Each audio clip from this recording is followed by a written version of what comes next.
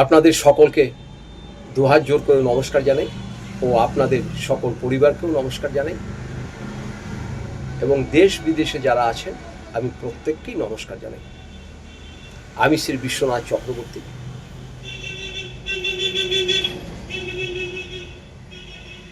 বর্তমান সময়ে কিছু কিছু মানুষের এমন অবস্থা হচ্ছে, কোনো দিকেই যেন কোনো কিছু কুল কিনারা করতে পারছেন না। বিশেষ করে যাদের জন্ম সময় অষ্টমে রাহু ছিল, পঞ্চমে রাহু ছিল, লগ্নে রাহু ছিল, চতুর্থে রাহু ছিল বা সপ্তমে রাহু ছিল, বা বর্তমান সময় তার রাহুর দশা চলছে। রাহু এমনই একটি গ্রহ, সে হচ্ছে ছলনাময়ী ছায়া গ্রহ।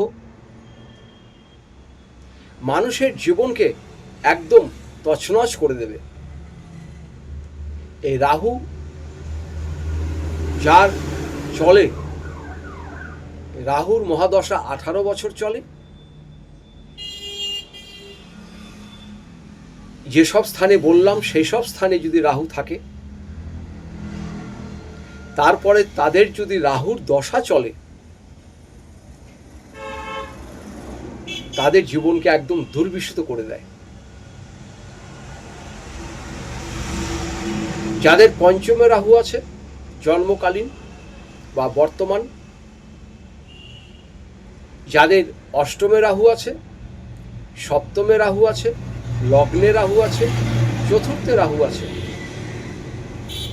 এই সব স্থানে যদি রাহু থাকে তাহলে তার জীবনকে একদম তছনছ করে দেবে।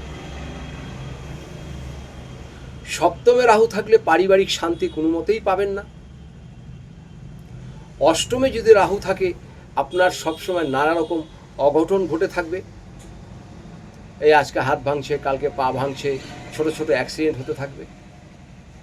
চতুর্থে যদি আপনার রাহু থাকে তাহলে আপনার কি হবে? আপনার বাড়িতে একদম মন টিকবে না।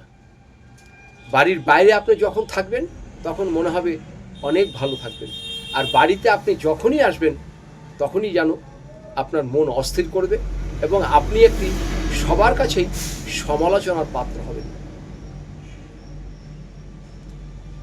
পঞ্চমে যদি রাহু থাকে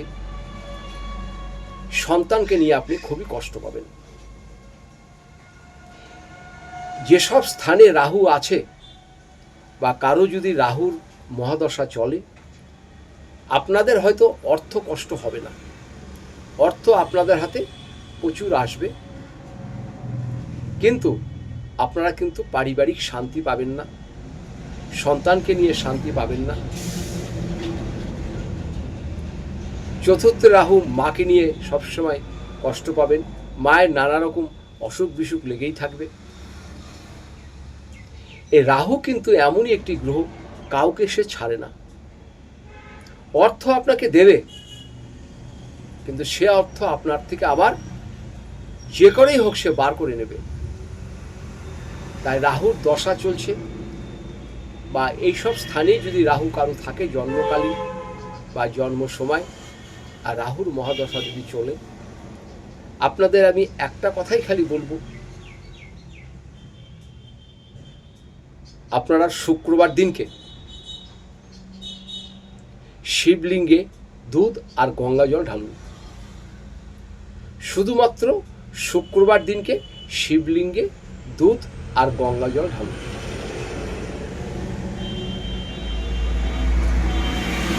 আর কি করবেন? বাড়িতে যখন খাবার খাবেন তখন আপনারা চেয়ার টেবিলে না খেয়ে মাটিতে বসে খাবার খান।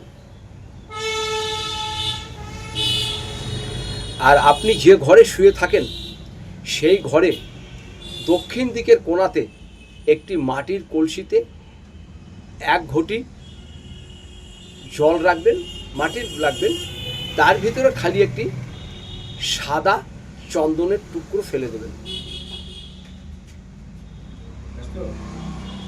সাদা চন্দনের টুকরো ফেলে দেবেন,